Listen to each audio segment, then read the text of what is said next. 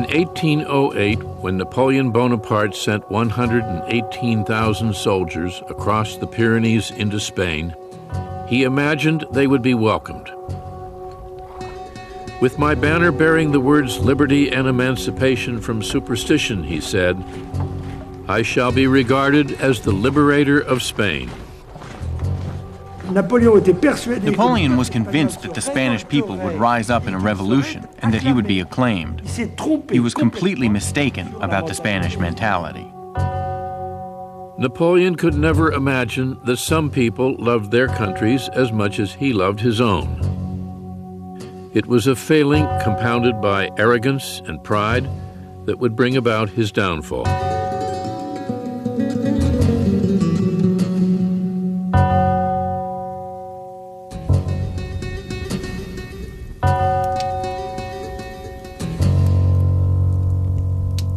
Napoleon's economic blockade of Great Britain wasn't working. Defying his command, Spain had been trading with his enemy. Determined to bend the Spanish people to his will, he decided to make Spain a part of his empire.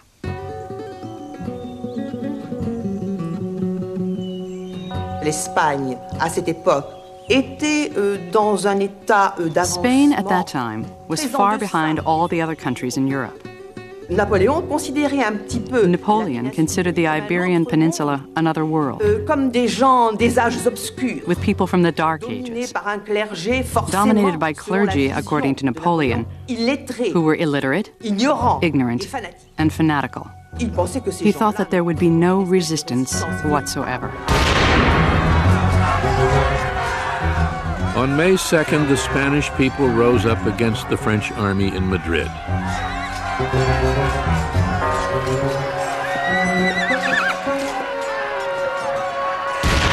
By nightfall, 150 French soldiers were dead.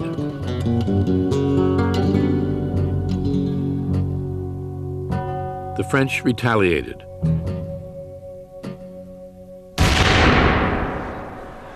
Killing thousands of Spaniards. It was the start of a brutal, no-holds-barred war, marked by savagery on both sides.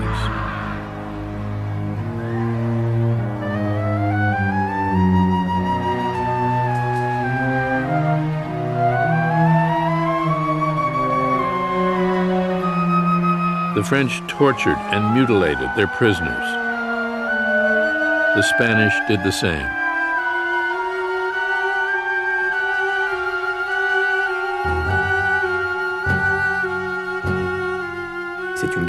It's a war of atrocities. C'est une guerre, ce qu'on a appelé la guérilla. It's guerrilla war. The word comes from this time. The French army has never fought this kind of war. Pas du tout la guerre. Not at all the glorious war that they fought elsewhere. At this point, you begin to see a failure of Napoleon's judgment. He had somehow lost sense of proportion. He gets into Spain, and he won't give up. Thousands died, but there was no decisive victory. Napoleon would keep his armies in Spain for 5 years, unable to break the will of the Spanish people. Napoleon n'accepte plus. Napoleon no longer accepts advice. Napoleon ne croit plus. Napoleon only believes in himself. He only has confidence in his star. Et donc, So he is going to be blinded. As his empire grew, Napoleon increasingly assumed the part of a Roman Caesar, godlike and infallible. Now he wanted a son to succeed him. But Josephine had never been able to give him one. 46 years old, she knew she never would. I know I will be shamefully dismissed from the bed of the man who crowned me, she told a friend. For months, Napoleon hesitated. They were a couple very well suited to each other. Up to the end, he believed that Josephine was his lucky star. That's why it was so difficult to divorce her. At last, he decided to tell Josephine they must sacrifice their marriage for the greater glory of France. 2 weeks later, the divorce became official. "I understood my Bonaparte," Josephine said. "I knew very well that in the end he would get his way."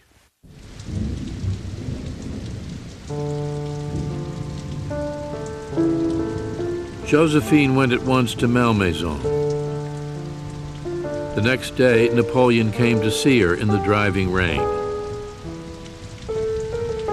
Hand in hand, they walked through the downpour. Then he was gone. Pour elle, c'est fini. For her, it's over. Elle ne sera plus l'impératrice. She will no longer be Empress Josephine. Mais Napoléon n'a pas non plus. But Napoleon doesn't want this break either. Il tient à Joséphine, il l'aime. He's attached to Josephine. He loves her. Et donc and it's difficult for him too. Napoleon gave Josephine Malmaison and an allowance of 3 million francs a year. Now he was free to find a new wife and father an heir to his throne. "I want," he said, "to marry a womb." He cast his eye on the Archduchess Marie-Louise, the 19-year-old daughter of his old enemy, the Emperor Francis I of Austria. Marriage to Marie-Louise would ally him with the Habsburgs, one of the great reigning families of Europe. But the young woman despised Napoleon. Just to see the man, she wrote in her diary, would be the worst form of torture. Her father overruled her objections.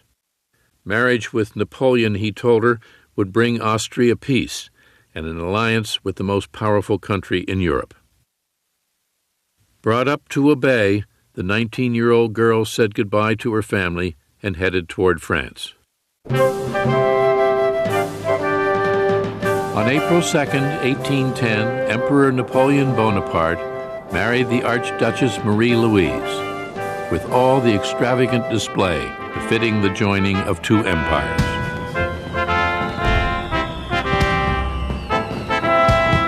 "He loves me very much," Marie-Louise wrote her father, "and I respond to his love sincerely. There is something very fetching and very eager about him that is impossible to resist." Napoleon must have wondered if he was dreaming. He was marrying a Habsburg. He was becoming allied with one of the oldest and most venerable monarchies in Europe.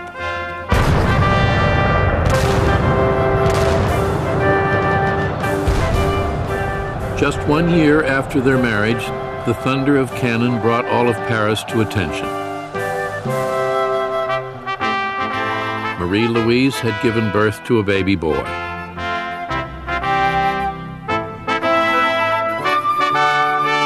Napoleon called him the King of Rome.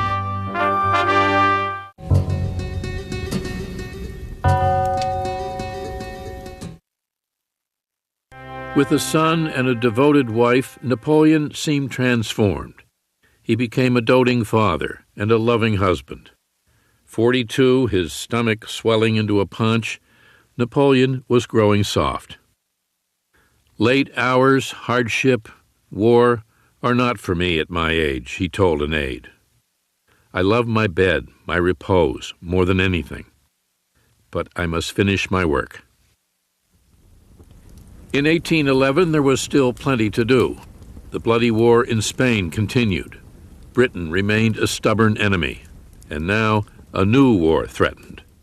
Tsar Alexander refused to be part of the continental blockade of British goods any longer.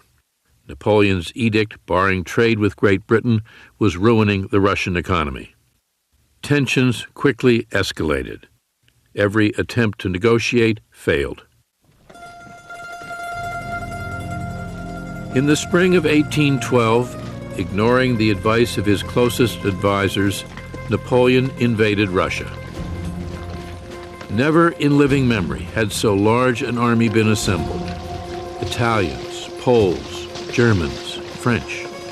More than 600,000 men from every corner of his empire.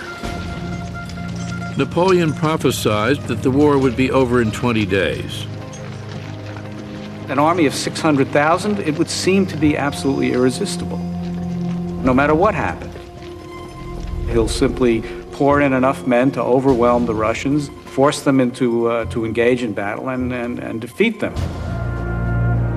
Napoleon's army trudged slowly across Russia's immense spaces. He hoped to annihilate his enemy at once, but the Russians would not give battle. As the days passed, the blazing heat of the Russian summer began to take its toll.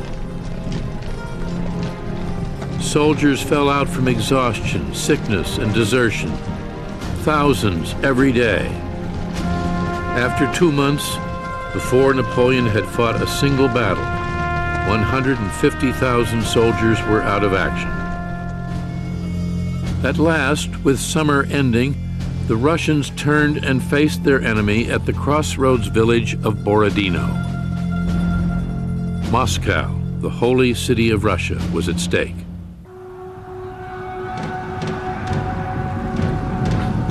The Battle of Borodino was a brutal slugfest.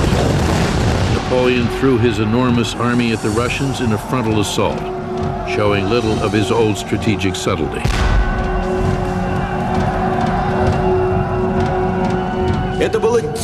This was a wild attack. They were killing each other. There were deaths without stop. It was horrific.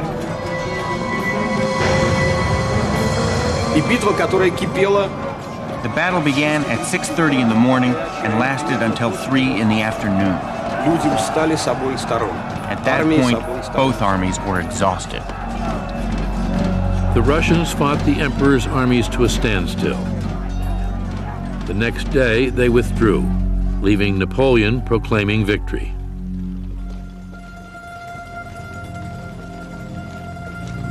Moscow was at his mercy, but the Russians refused to make peace.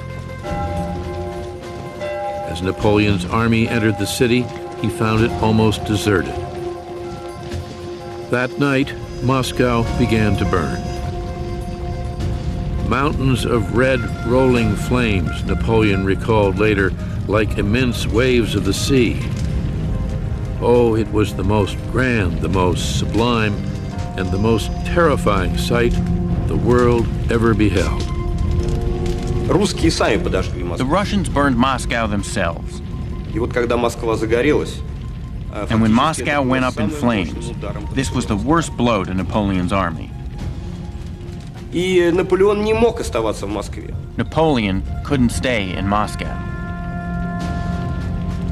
Fearing the approach of winter, but reluctant to abandon his conquest, Napoleon wrote the Tsar proposing negotiations. The Tsar responded with icy silence. After 5 weeks of waiting, Napoleon bitterly ordered his soldiers home.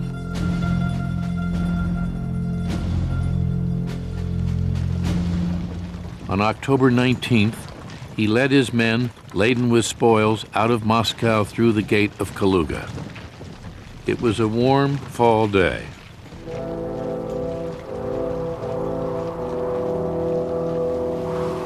Three weeks later, it began to snow. The Russian winter had arrived early. Temperatures fell to 22 degrees below zero. Napoleon's soldiers froze in the open countryside. Our lips stuck together, one soldier wrote. Our nostrils froze. We seemed to be marching in a world of ice.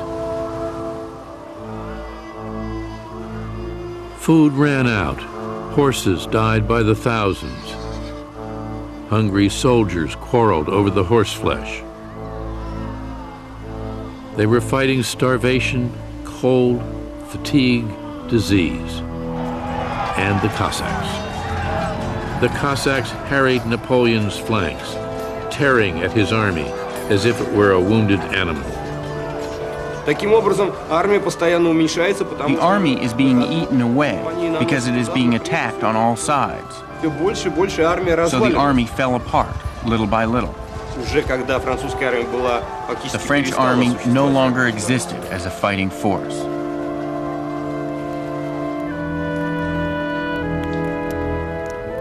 Napoleon watched as his army died. Fearing capture, he carried in a little black leather bag tied around his neck a vial of poison. 6 months before, he had crossed into Russia with more than 500,000 soldiers, confident of victory. Now, on December 5th, rumors of a coup in Paris forced him to abandon his troops and head back to the French capital. As his sled made its way across Europe, he told a companion, "It's just one step between the sublime and the ridiculous." He lost 500,000 men, a staggering sum. Out of the 600,000 men who went in, 93,000 came back. It was the beginning of the end, his former foreign minister Charles Talleyrand said. Smelling blood, Britain, Prussia, Russia, and Sweden united against him. Only Austria, ruled by his wife's father, wavered.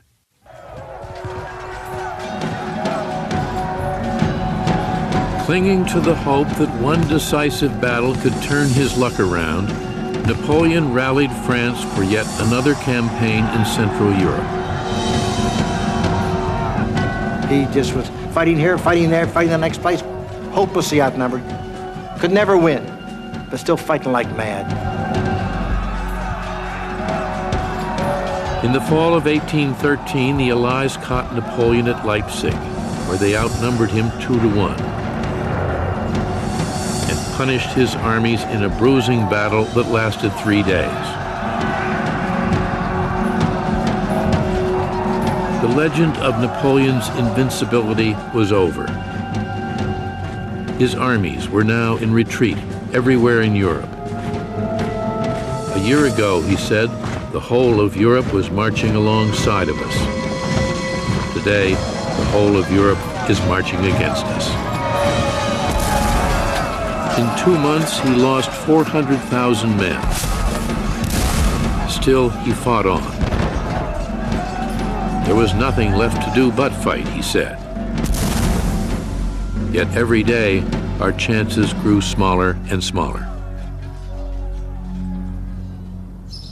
By the beginning of 1814, Napoleon was again in Paris when he learned that the Allies had invaded France itself.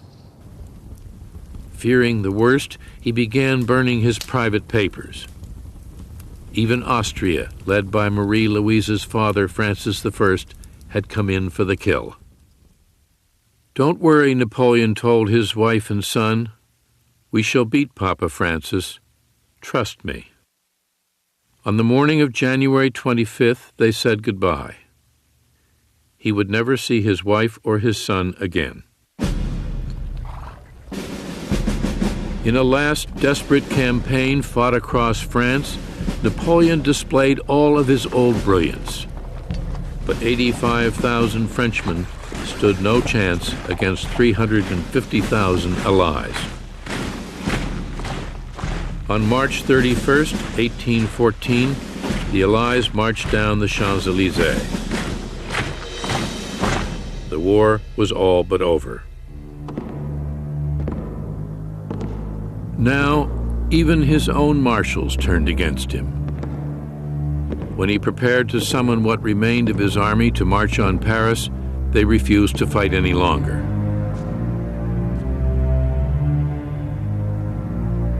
On April 12, 1814, Napoleon picked up a pen and renounced his throne.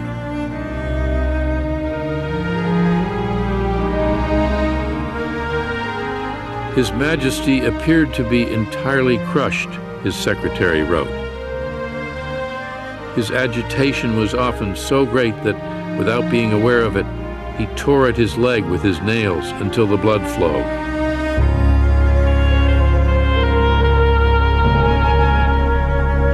That evening, he emptied the contents of a leather pouch into a glass of wine and drank it.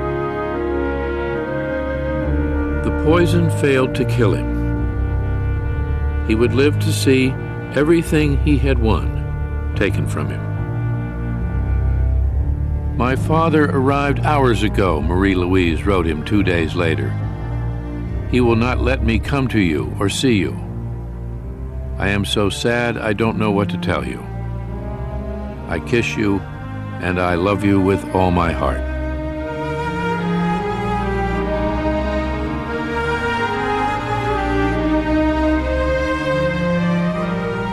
On April 20th, Napoleon strode down the stairs at Fontainebleau to address his soldiers one last time.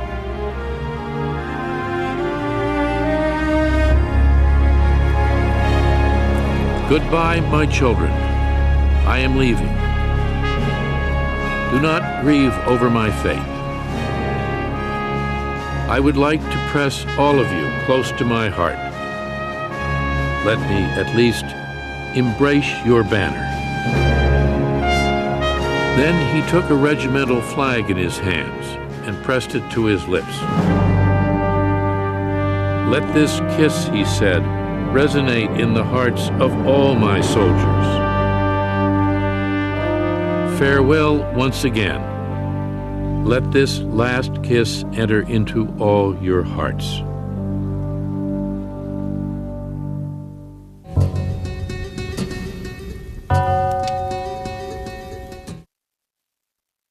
A British warship carried Napoleon into exile.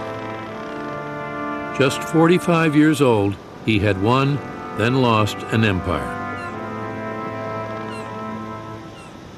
As he sailed across the Mediterranean, he came within sight of Corsica, a bitter reminder of how far he had come and how great was his fall.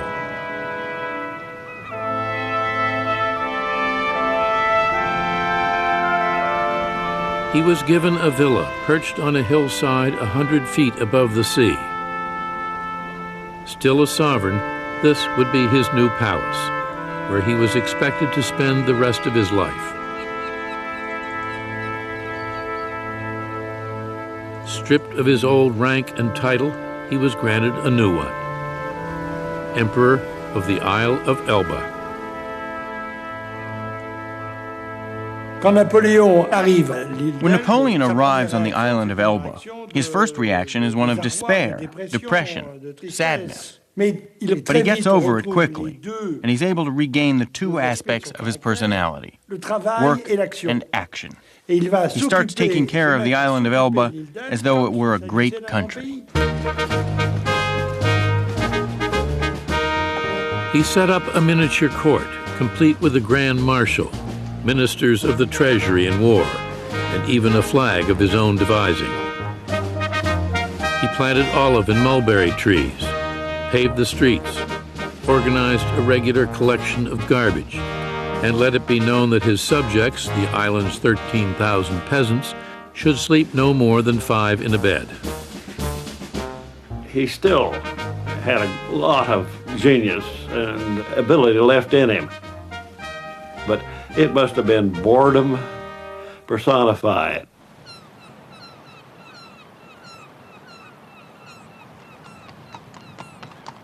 Napoleon spent his days on horseback, exploring Elba's meager resources. Often he climbed to his favorite spot on the island, a mountain looking out across the Mediterranean. There, he would spend hours gazing toward Corsica. His connections to the past had been severed.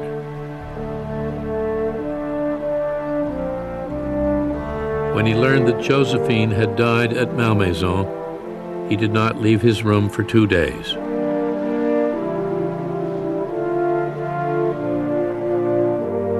As the weeks passed, Napoleon grew bored playing at Emperor of Elba. He never took his eye off France, where the Allies had made the mistake of restoring an eager but weak Bourbon king to the throne.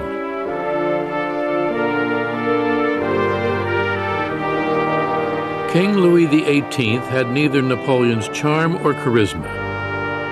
France had a constitutional monarchy now, but with royalists threatening to abolish the gains of the Revolution, and the economy floundering, the king soon became unpopular. For 10 months, Napoleon watched and waited. Then on February 26, 1815, he slipped off of Elba with a handful of soldiers and eluded British and French warships. After making a mistake or suffering a misfortune, he said, "The man of genius always gets back on his feet." Once ashore, only the king's army would stand between Napoleon and Paris. 6 days after landing in France, he confronted a regiment of infantry ordered to bar his way. Napoleon advanced alone to meet them. "Soldiers," he cried, "if there is one among you who wants to kill his general, his emperor, here I am." Suddenly the soldiers began cheering wildly. "Long live the emperor! Long live the emperor!" 2 weeks later, Napoleon was in the French capital, and Louis XVIII had fled. The news hit Europe like a bombshell. The devil, his enemies said, has been unchained. And again, the mystique of Napoleon. Here's the emperor. Vive l'empereur, they shouted all the way to Paris. But it was really sort of crazy. He hadn't got a hope. For months after Napoleon's abdication, the Allies had been at odds with one another as they met in Vienna to hammer out an agreement to determine the shape of post-war Europe. Now, Great Britain, Prussia, Austria, and Russia united once again. They declared Napoleon an outlaw, an enemy and a disturber of the tranquility of the world, and readied their armies for war. Il avait toute l'Europe contre lui. All of Europe was against him. There wasn't a chance of France beating this coalition arrayed against it. By the end of May, the British and Prussians had 2 armies in Belgium. Austrian and Russian soldiers were on the way. Napoleon's only hope for survival was one last desperate gamble. He planned to drive a wedge between the British and the Prussians and defeat them before the Austrians and the Russians could arrive. Napoleon raised an army and marched toward Waterloo. Napoleon's fate would be decided on a field of rye and clover, 1 mile long and 3 miles wide. Waiting for him was Great Britain's most formidable soldier, the Duke of Wellington. Tall, aristocratic, rather arrogant, disdainful, not an enormous amount of imagination, but totally unflinching, nerves of steel. He knew his army, and he knew what they would take, and he knew how to deploy them, and he was superlative on the defensive. Wellington commanded 68,000 men, but he was counting on 72,000 more. The Prussians, led by Marshal Blücher von Ballstadt. Blücher's greatest wish was to capture Napoleon and have him shot. With Blücher and the Prussians by his side, Wellington would outnumber Napoleon 2 to 1. The Duke impatiently waited for the Prussians to arrive. Wellington said to Blücher, "For the love of God, come as fast as you can. We'll fight to the last moment of the last man." But Blücher was still many miles from the battlefield, and Napoleon had sent a sizable force of his own to intercept him. It was not clear whether Blücher would get there on time or at all.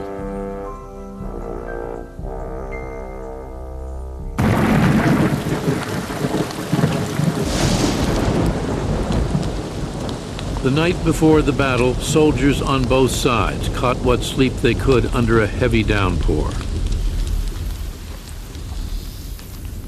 The next morning, Sunday, June 18th, they were sopping wet. So was the field in which they were to fight, now dotted with puddles and caked in mud. As the sun rose higher in the sky, the Duke and his soldiers braced themselves. But Waterloo remained silent. Nearly 5 hours had passed since daybreak, yet Napoleon had not given the order to attack. He said he was waiting for the ground to dry so he could maneuver his cannon. "I felt that fortune was abandoning me," Napoleon said. "I no longer had the feeling that I was sure to succeed."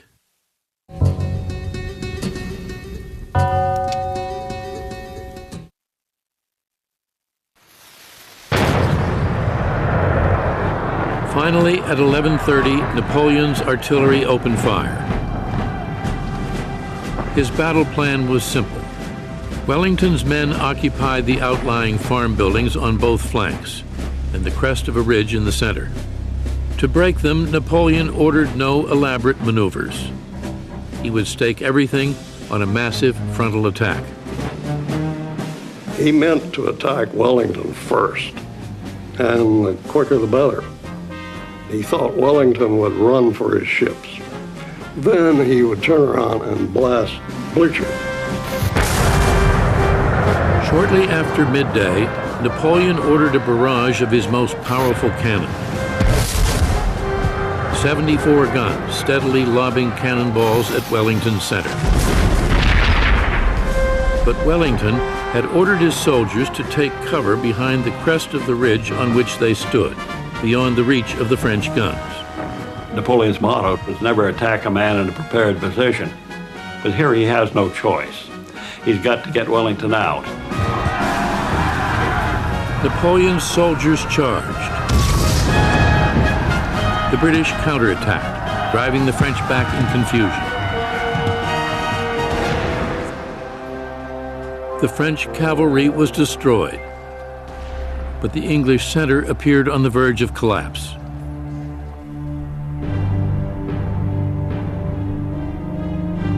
The sun hung low in the sky, glowing blood red through the trees and smoke. It was then that Napoleon saw them, Prussian soldiers emerging from the smoke, still in the far distance. He called for the Imperial Guard, the most feared of all his soldiers. Throughout the fighting, he had held them in reserve. Now, he sent them forward.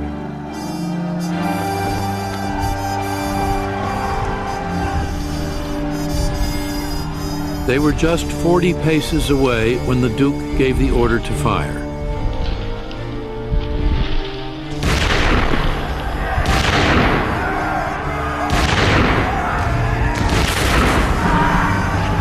In less than a minute, 400 Frenchmen fell.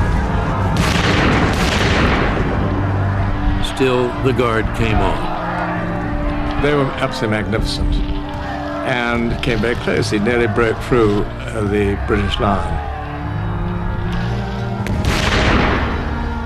But it was too late. The first time in the whole history of the Napoleonic Wars, the Guard was seen to falter and then eventually fall back, shouting, "Sauve qui peut," every man for himself. And then the word ran through the army, "La Garde recule," the Guard is retreating. Wellington snapped shut his telescope, took off his hat, and waved it. "No cheering, my lads," he said. "Forward and complete your victory." As the Guard fell back, panic spread through the ranks of Napoleon's army. And then disaster was upon them. The Prussians were in the field. The Prussians really was the last drop of water that tipped the bucket over. Napoleon had to draw forces from his center to deal with Blucher. Blucher won the battle. If Blucher hadn't been there, I don't think Wellington would have made it. "A damn nice thing," Wellington said later. "The nearest run thing you ever saw in your life."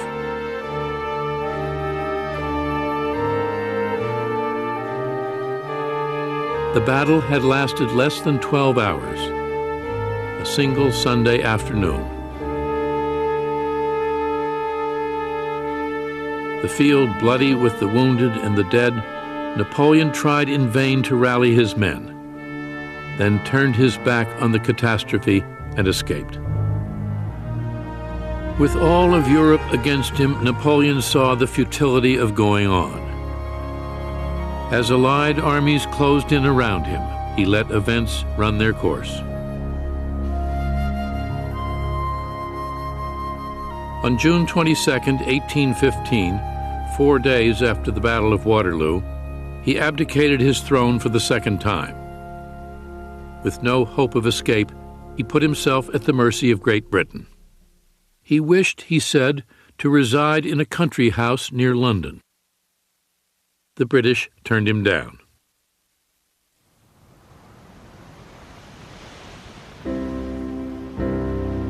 Instead, they sent him back into exile. This time, they took no chances that he would return.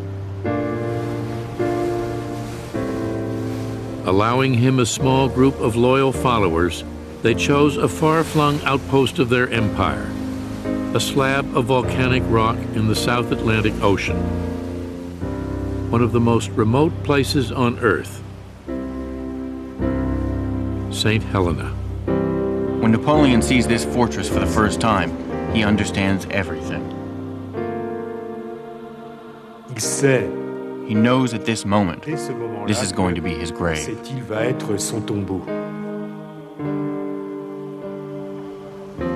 Once the ruler of nearly all of Europe, Napoleon found himself confined to an island 10 miles long, 6 miles wide.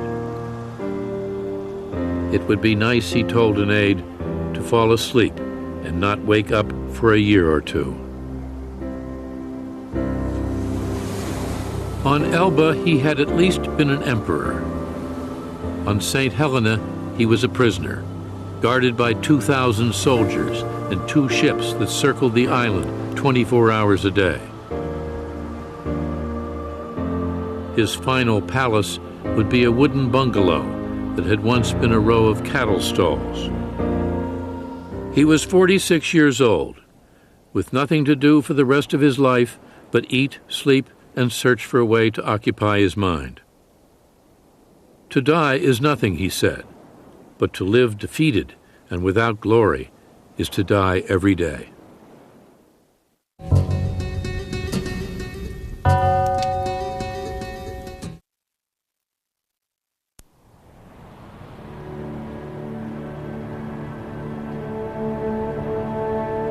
Stripped of every vestige of power, on this windswept island lost in the Atlantic, Napoleon fought the endless boredom of his days. He gardened, read any book or newspaper he could get his hands on, tried rewriting a tragedy of Voltaire's, imposed an exacting imperial etiquette on his retinue, and sparred with the island's English governor, who insisted on calling Napoleon General Bonaparte. When he was unable to sleep, he would summon one of his retainers in the middle of the night and rant about the world, or explain why he lost the Battle of Waterloo. Only one weapon remained him: words. With words, he would launch his last campaign. Day after day, he dictated his memoirs, forging the story of his life into the stuff of legend. "I shall survive," he said, "and whenever they want to strike a lofty attitude, they will praise me." Il avait, pendant ces jours-là, décidé que sa vie... He had decided during this time that his real life had ended, but that now his legendary life would begin, and that he had to take care of it. He re-argued his decisions and refought his battles, recalling his greatest triumphs for all the world to admire. Rivoli, the pyramids, Marengo, Austerlitz. These are granite, he said. The tooth of envy is powerless there. The civil code, the Bank of France, the bridges over the Seine, schools, roads, canals, libraries. He made them all bear witness to his enduring legacy. He reconstructs his actions to justify his choices, to say that he was the savior of the revolution, to say that he wanted peace, to say that he wanted a new world, and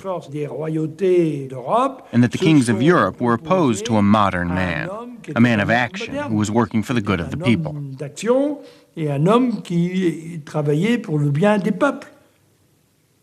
He had little else to do but fight the battle of his image, of his reputation.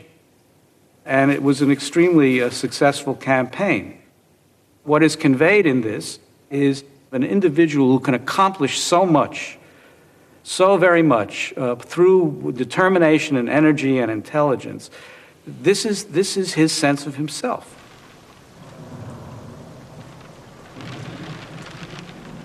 As time wore on, his health failing, Napoleon at last gave way to boredom and then despair. He really felt this sadness falling little by little, like a drop of acid which finally corrodes your soul. I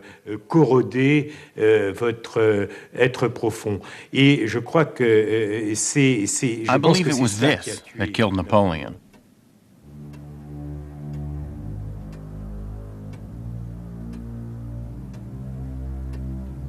Napoleon lasted 5.5 years on St. Helena. On May 5th, 1821, he died, deliriously whispering, "France, Army, Chief of Army, Josephine." He was 51 years old.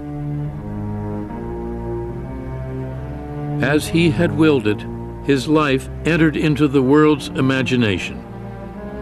Even his exile became a glorious martyrdom. St. Helena, his crown of thorns, the last station of his cross. "My downfall," he said, "raises me to infinite heights."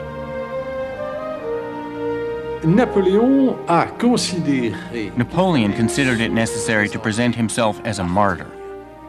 He said, if Christ hadn't been crucified, he would never have been God.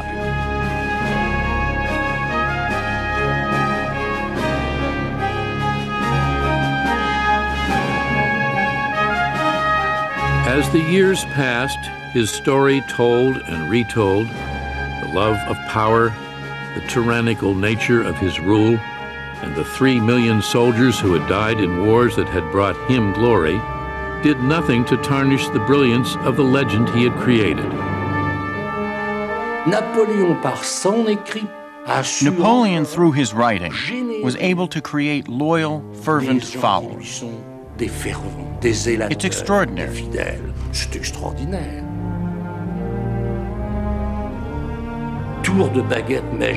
With the wave of a magic wand, from a defeated prisoner, he becomes a hero again. He becomes the one who writes history. He doesn't die. He will never die. Il ne mourra jamais.